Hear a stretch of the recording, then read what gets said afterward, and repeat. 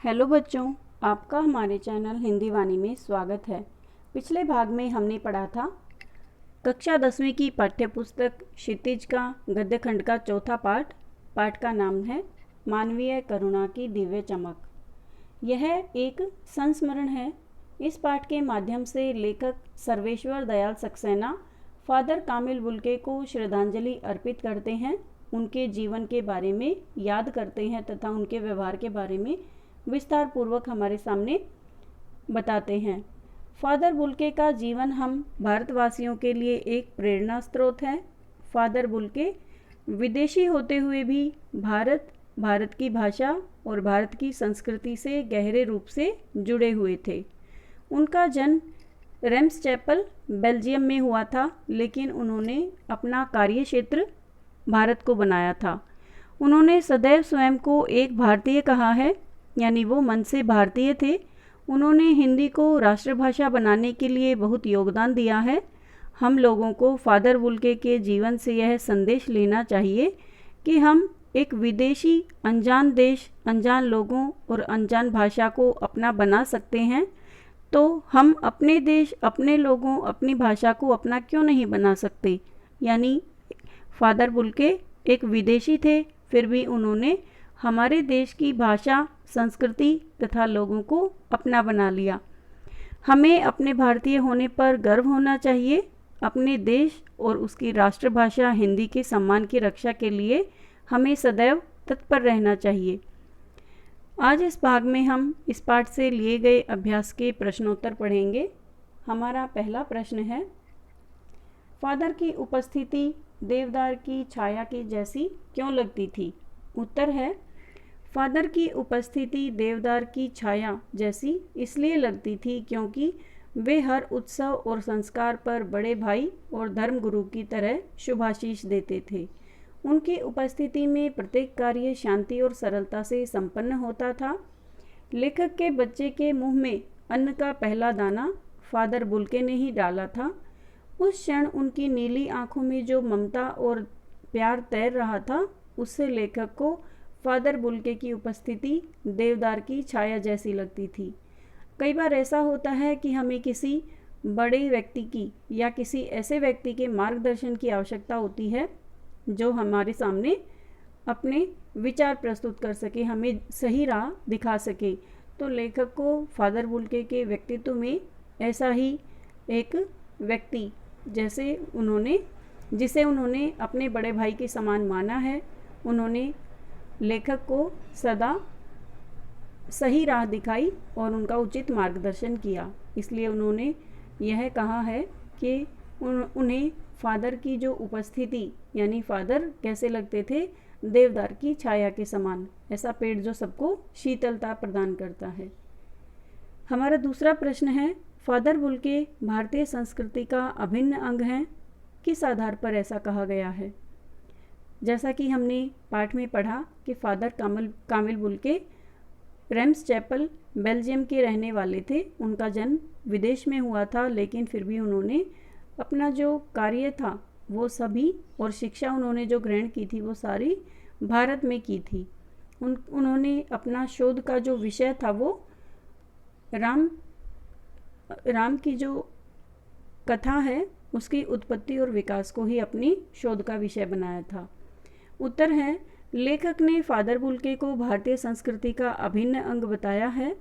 Father Bulcke Belgium के Rhames chapel के रहने वाले थे। उन्होंने सन्यासी बनकर भारत में आने का फैसला किया। भारत में उन्होंने भारतीय संस्कृति को जाना और समझा। मसीही धर्म से संबंध रखते हुए भी उन्होंने हिंदी में शोध किया। शोध का विषय था रामकथा, उत्पत्ति और विकास। इससे उनके भारतीय संस्कृति के प्रति लगाव का पता चलता है। जब तक रामकथा है, उस समय तक इस विदेशी भारतीय साधु को रामकथा के लिए याद किया जाएगा। इस आधार पर हम कह सकते हैं कि फादर बुल्के भारतीय संस्कृति का अभिन्न अंग हैं। उन्होंने भारतीय भाषाओं तथा भारतीय संस्कृति को हमेशा बढ़ावा दिया है। प्रश्न 3, पाठ में आए उन प्रसंगों का उल्लेख कीजिए जिनसे फादर बुल्के का हिंदी प्रेम प्रकट होता है, अथवा कामिल बुल्के के साहित्यिक रूप को स्पष्ट कीजिए, अथवा फादर कामिल बुल्के की झुंझलाहट और दुख का क्या कारण था? उत्तर है, फादर बुल्के विदेशी होते हुए भी भारतीय थे। उनको हिंदी भाषा से विशेष लगाव था। उन्होंने हिंदी में प्रयाग विश्वविद्यालय से शोध किया था। फादर बुल्के ने मातृलिंग के प्रसिद्ध नाटक ब्लू बर्ड का हिंदी में नीलपंछी नाम से रूपांतर किया। उन्होंने मसीही धर्म की पुस्तक बाइबल का हिंदी में अनुवाद किया। उन्होंने अपना प्रसिद्ध अंग्रेजी हिंदी शब्दकोश तैयार किया। उनकी शोध जो थी वो राम कथा उत्पत्ति और विकास के कुछ अध्याय परिमल में पढ़े गए थे। उन्होंने परिमल नाम के समाचार पत्र में भी कार्य किया था। वे सदैव हिंदी भाषा को राष्ट्रभाषा बनाने के लिए चिंतित रहते थे। इसके लिए वे प्रत्येक मंच पर आवाज़ उठाते थे कि हिंदी को हमारी राष्ट्रभाषा बनाया जाए।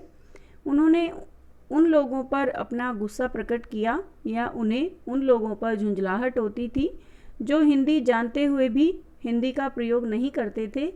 इस तरह हम कह सकते हैं कि फादर बुल्के का हिंदी के प्रति विशेष लगाव और प्रेम था। प्रश्न 4, इस पाठ के आधार पर फादर कामिल बुल्के की जो छवि उभरती है उसे अपने शब्दों में लिखिए। उत्तर है, फादर कामिल बुल्के एक ऐसा नाम है जो विदेशी होते हुए भी भारतीय हैं। उन्होंने अपने जीवन के 73 वर्षों में से 47 वर्ष भारत को दिए।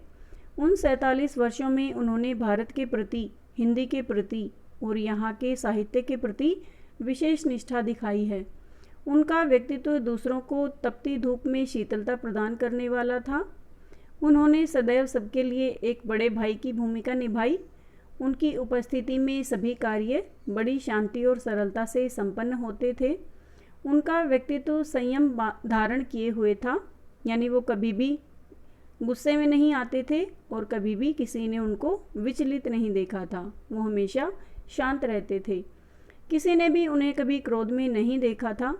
वे सबके साथ प्यार और ममता से मिलते थे। जिससे एक बार मिल लेते थे उससे एक विशेष प्रकार का रिश्ता बना लेते थे। फिर वे संबंध कभी नहीं तोड़ते थे।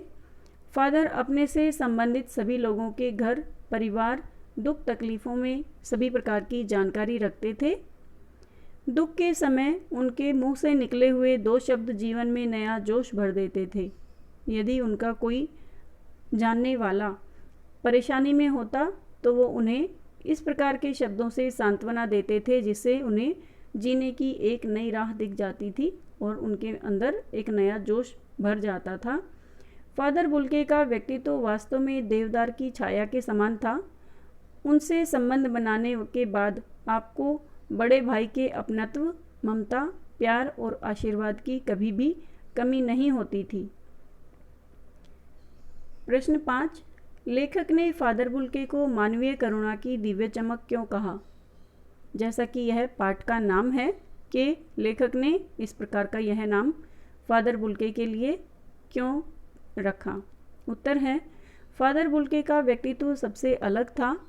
उनके मन में सबके लिए अपनापन था। सबके साथ होते हुए भी वे अपने व्यवहार, अपनत्व, वात्सल्य के कारण अलग दिखाई देते थे। वे सबके साथ एक सा व्यवहार करते थे। किसी के साथ कोई भी पक्षपात या वैर विरोध की भावना उनके मन में नहीं होती थी। उनका मन करुणामय था।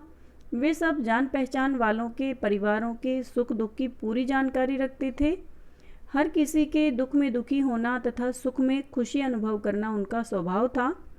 जब वे दिल्ली आते थे, समय न होने पर भी सबकी खोज खबर लेकर वापस जाते थे। जिससे रिश्ता बना लिया, अपनी तरफ से उसे पूरी तरह से निभाते थे। उनके व्यक्तित्व की यही बातें उन्हें मानवीय करुणा की दिव्य चमक बनाती हैं। प्रश्न 6, फादर बुल्के ने सन्यासी की परंपरागत छवि से अलग एक नई छवि प्रस्तुत की है। कैसे? उत्तर, फादर बुल्के अपनी वेशभूषा और संकल्प से सन्यासी थे, परंतु वे मन से सन्यासी नहीं थे। सन्यासी सबके होते हैं। वे किसी के साथ विशेष संबंध बनाकर नहीं रखते थे, परंतु फादर बुल्के जिससे रिश्ता बना लेते थे उससे वे कभी तोड़ते नहीं थे। यदि वो किसी काम के सिलसिले में अपने किसी जानने वाले के आसपास कहीं आते जाते तो अपने उन मित्रों से या अपने उन जानने वालों से अवश्य मिलकर जाते थे और उनका हालचाल, उनके सुख दुख के बारे में भी पूछते थे। वर्षों बाद मिलने पर भी उनसे अपनत्व की महक अनुभव की जा सकती थी। जब वे दिल्ली जाते थे तो अपने जानने वालों को अवश्य मिलकर आते थे। ऐसा कोई सन्यासी नहीं करता, इसलिए वे परंपरागत सन्यासी की छवि से अलग प्रतीत होते थे। प्रश्न 7, आशय स्पष्ट कीजिए। क, नम आँखों को गिनना स्याही फैलाना है। यानी जब फादर बुल्के की मृत्यु हुई तो नम आँखों को गिनना, यानी उनकी मृत्यु के कारण जो आँखें दुखी थी, जो लोग दुखी हुए थे, उनको गिनना बहुत कठिन कार्य था, क्योंकि बहुत सारे लोग थे जो अपनी आँखों में आंसू लिए हुए थे और वास्तविक रूप से वो दुखी थे। तो उन आँखों को गिनना बहुत कठिन कार्य था। बहुत सारे लोग उनके अंतिम क्रियाक्रम में शामिल हुए थे। ख, फादर को याद करना एक उदास शांत संगीत सुनने के जैसा है। उत्तर है क, लेखक फादर कामिल बुल्के को याद कर रहा है। उनके अंतिम संस्कार में जितने भी लोग शामिल हुए थे, सभी की आंखें रो रही थी। यदि लेखक अब उन लोगों को गिनने लगे तो उनकी अपनी आंखों में से उस क्षण को याद करके आंसुओं की अविरल धारा बहने लगेगी। उस क्षण को स्मरण नहीं कर पाएगा और सब कुछ उसे धुंधला सा प्रतीत होगा। यानी उस समय उनके आसपास बहुत सारे लोग थे जो फादर बुल्के की मृत्यु पर दुखी थे और उनको गिनना असंभव था, या बहुत ही ज़्यादा लोग थे। उनको गिनना या उनकी आंखों से जो आंसू बह रहे थे उनको देखना एक प्रकार से अविस्मरणीय था। लेखक उन्हें अच्छे से स्मरण भी नहीं कर पा सकते और उन्हें भूल भी नहीं सकते, तो सब कुछ धुंधला सा प्रतीत होगा। ख, लेखक के फादर बुल्के से अंतरंग संबंध थे। फादर बुल्के से मिलना, बात करना अच्छा लगता था। उन्होंने उसके हर सुख दुख में उनका साथ निभाया था। इसलिए लेखक को लगता है कि फादर बुल्के को याद करना उनके लिए एकांत में एक उदास संगीत सुनने जैसा है जो अशांत मन को शांति प्रदान करता है।